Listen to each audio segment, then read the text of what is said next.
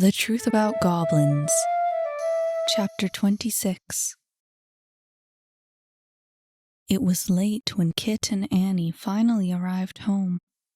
Having had more than their fair share of food and drink, they were stuffed as well as exhausted from all the dancing. But it was worth the satisfaction of having made the most of an incredible night. Late as it was, the two were surprised to find Ophelia awake, waiting for them in the kitchen. She rose to her feet as they entered, wringing her hands. "You've been gone all night," she exclaimed. "I've been waiting for hours." "Why?" said Kit drowsily. "You should have figured we'd be out."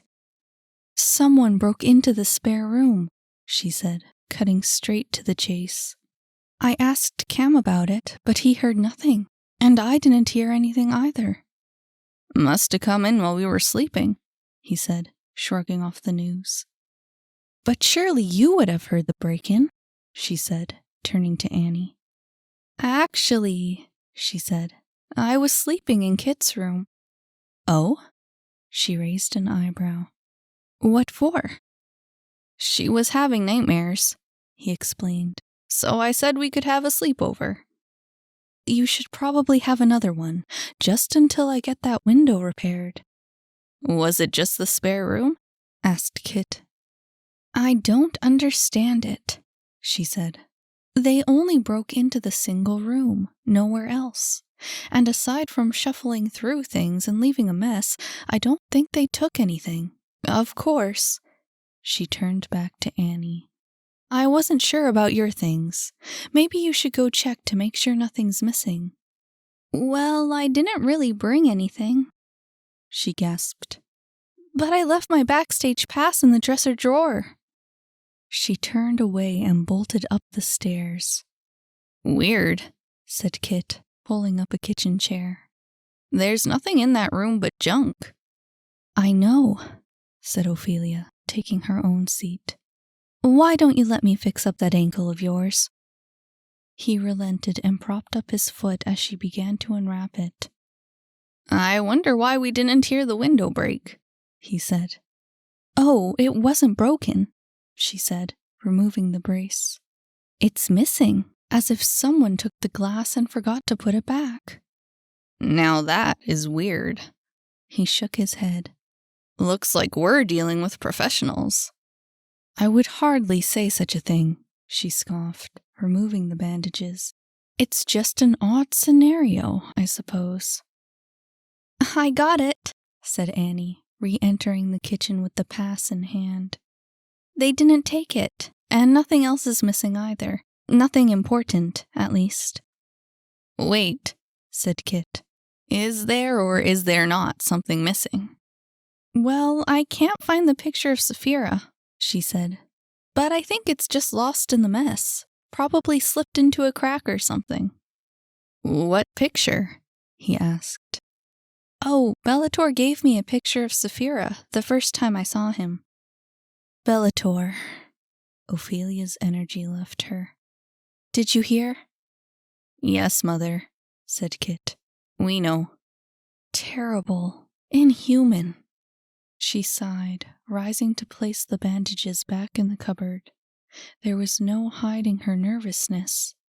"Your friends at the club don't know anything about it, do they?" "They had nothing to do with it," he said, resolute. "The arbiters are just looking for a scapegoat. I bet it wasn't even transgressors who did it." "In any case, I think I gotta get to bed," said Annie. "I'm all worn out." "Go on up," said Kit. "I'll be there as soon as my ankle's undressed." "All right," she said. "Good night, Ophelia." "Sweet dreams, Annie." As her footsteps faded away, she turned to Kit. "So?" "So?"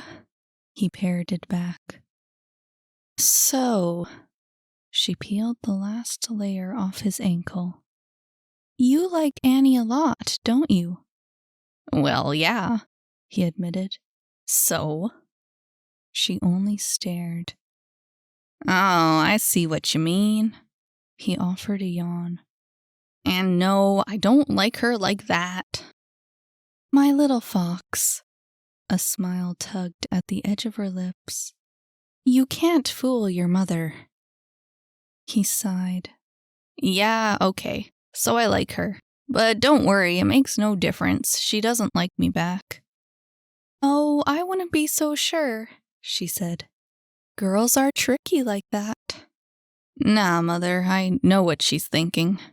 He slumped in his seat. She's not into me. And what about your other friend? She got up and put the scaly bandage in the garbage. That Saphira girl. I hear she's human. Where did you find all that out? He eyed her suspiciously. Have you been eavesdropping or something? I really like that Annie, she said, wetting a towel. She's quite talkative, keeps me well informed. Ah, I see. Your own personal spy, eh? He leaned back and gave another yawn. Saphira's cool, too. Actually, she's really pretty. I bet you'd like her. And does she think you're pretty? She teased. Heck, everyone does. I'm irresistible. I know you are, little fox. She wiped down his ankle and frowned. Have you been using potions on this? Nothing but tonics, he said. Did you just lie to me twice in one night? She clapped him on the side of his head. Foolish child. No tonic can heal a twisted ankle that fast. You've been taking potions from your friends at the club. Ow, he said, rubbing his ear. Okay, so Mikao hooked me up with something. But it worked like a charm. I was out dancing all night. Fine, she said. Trust your friends before your mother. But take my advice and try to go after a human girl, all right? You and Cam are both so heavy-blooded. You know what could happen if you're not careful. A little soon to be thinking about kids, don't you think? He stood, rubbing his ankle. It was sore, but nearly healed. The combination of tonics and potions had really done the trick. I'm not into that touchy-feely stuff anyway. Go harp on Cam's case if you're bored. I just want you to be happy, she said. You have a habit of getting into trouble. Who knows what might happen if you're careless? Oh, come on, Mother. He felt the color rise to his cheeks. I know well enough to keep my pants on. And zipped. Ugh, anyway. He stumbled over to the stairs. I'm going to bed. It's too early to be discussing my future sex life with you. Better than too late, she said. He made his way up the stairs, dragging his feet as he fought the drowsiness. His body was tired, but his mind was still quietly at work. A lot had happened that night. He was relieved that the antidote from Grimm had taken effect right away. Jay was sure to improve as the nights wore on. And Carnival had been a blast. The music was still beating around in his head. The door creaked as he entered his room. The mattress was still on the floor, but Annie wasn't there. He turned around to find her when she appeared in the doorway. Thought you'd be in bed, he said, and then he frowned. What's that? She pulled the little note out of sight. Nothing. He blocked the doorway with both arms and snorted. I am a troll and I demand a toll. What you got there? None of your business. She poked him in the stomach and slipped by. Just something Saphira gave me. He recovered from the poke and shut off the lights. Another photo? No, it's just... She hesitated, listening as he flopped down on his bed. It's nothing. He yawned in reply, his words next to gibberish. She took the mattress with a sigh. Pulling herself under the covers, she placed her backstage pass on the floor next to her, along with the little note. Hey, Kit? He was already snoring. She rolled onto her stomach and stared into the dark, turning the day over in her mind. It had all flown past her before she could stop to think about it. She hadn't had time to think at all since arriving at the market, since discovering she was a goblin. She felt around for the note she had placed on the floor, the one with her parents' address. She was glad it hadn't been stolen or lost. It was the only link she had between herself and her real parents. Maybe it was all she would ever have. But that wasn't true, was it? Saphira had been raised by them. She carried them with her wherever she went, whether she wanted to or not. The thought made Annie uneasy. Another sigh. She rolled onto her back. The ceiling was just as dark as the floor. A minute or so of staring, and she didn't even notice her eyes were closed. Another minute, and she was snoring as loud as Kit, and dreaming, like he was, of all the things that they had seen at the fall carnival.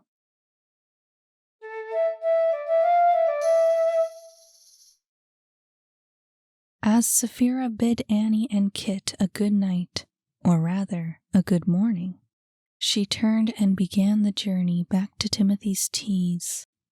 What a night it had been!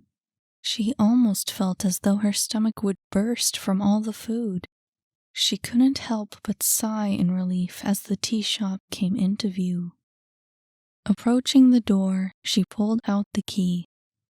The door was already unlocked. Strange, she thought. I know I locked it before we left. But then she remembered that Timothy had been out that day as well. With another sigh, she slipped inside and locked the door behind her. The familiar shapes and shadows of the shop were comforting. More comforting still was the thought of her bed waiting on the 3rd floor. Up the steps she went, dragging her feet.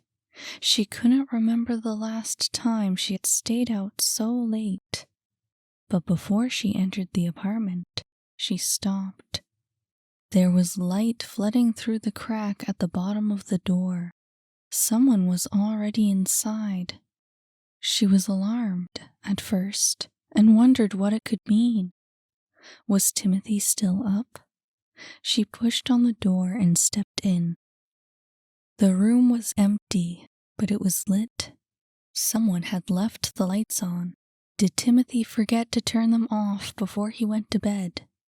She felt it was unlikely. She made her way into the room, uneasy at the sight of objects scattered across the floor. What was going on? A door swung open. Spinning on her heel, Saphira gasped. Timothy! Goodness! He was so surprised by her costume that he nearly dropped the suitcase he was carrying. Is that... Oh, it's only you. He set the suitcase on the couch and began filling it. She removed her mask and placed it on the table. What's going on? This is it, he said, stuffing a tin of tea in the case. This could be it, Saphira. The man after my son, the one who kidnapped him in the first place. He's slipped. He's made a mistake. He went to his room to pull out some clothes. This is my chance. But for what? She exclaimed. I don't understand. What are you packing your things for? I have to go, he said, emerging with some extra socks. I'm to stay at a cabin in the woods just east of here, half a day's journey. I am to wait there until someone contacts me. He strode into the kitchen and started packing some food. Someone who has met with Donovan. So who is Donovan? She asked, removing the rest of her costume. What part does he play in all this? A greater part than I could have hoped for, he said, surveying the room for anything he might have missed. Truly, I am hopeful. This is more of a lead than I've ever had before. He turned away and closed his suitcase. I'm leaving tonight, and I don't expect to be back for a few days. You'll have to look after the shop while I'm gone. Oh, no, you don't, she exclaimed. Not this time. I apologize, he said, picking up his suitcase and heading for the door. But there's no getting around it. I have to leave now. No! She grabbed his arm and didn't let go. You're not going alone. There was a strange desperation to her voice, more than anger or resolve. I'm tired of staying behind, Timothy. I'm sick of watching you go out on your own, bearing the burden alone. I can help you if you'll only let me do it. Please, Saphira. He stared at her, pleading with his eyes. The shop. No excuses, she warned, taking the case from his hands. You're not going through those woods without me, and you are not bringing a suitcase. With quick, decisive strides, she made her way back to the living room. You need a rucksack or something with all the walking we'll be doing. She placed the case back on the couch. Oh, well, Timothy was no match for her. I suppose Here, she said, throwing a heavy sweater at him. It gets cold at night. Bring something light for during the day. She gestured to the kitchen. And go make some sandwiches, just enough for the way there. My goodness. He dragged himself to the kitchen, shoulders slumped. Can't we talk about this some more? Get those sandwiches finished first, she ordered. I'll get a backpack. Do you have any hiking boots? Or at least some shoes that are suitable for walking? What's wrong with the ones I'm wearing? Good heavens, Timothy. She eyed his battered Oxfords. Are you ever lucky I'm coming with you? Get a pot and a frying pan.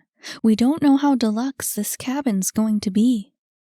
This is just a bit hasty, don't you think? He cast her one last desperate look. Why don't we... Not a chance, she said, stuffing a pile of clothes into her own backpack. You've taken care of me, Timothy. It's about time I start taking care of you. She turned to him, undaunted by his sullen gaze. You asked me to be happy, and I'm trying. Timothy, I really am. But I can't be happy, not here, not alone, not without you. His eyes went wide. Saphira felt the color rise to her cheeks. They both stood staring at each other for a long moment, unsure of what to say. I mean, it makes me happy to help you. She turned her attention back to the bag. Well, Timothy was at a loss for words. I guess... He gave up and turned back to the counter, his own face bright red. Do you, by any chance, is it possible that you... She stopped and bit her lip, anxious for him to finish. He sighed. Do you like mustard on your sandwich? She forced a laugh. Yes, mustard would be good, but no mayo, please. All right, he said. No mayo. Hey, hi, I'm your narrator, Miranda Eastwood, also the author of The Truth About Goblins. If you liked this chapter, remember to add, follow, or subscribe to this channel so you can hear the next one. And if you didn't like this chapter, oh well, I can't really do anything about that. In any case, I just thought I'd let you know about my Patreon. You can check it out if you'd like to throw some support my way. It would mean a lot to me. Not to mention there's loads of extra exclusive content that I only post on Patreon. While I'm at it, I'll mention that The Truth About Goblins is now available as a complete audiobook, and you can get it wherever you get your audiobooks. Thanks for listening.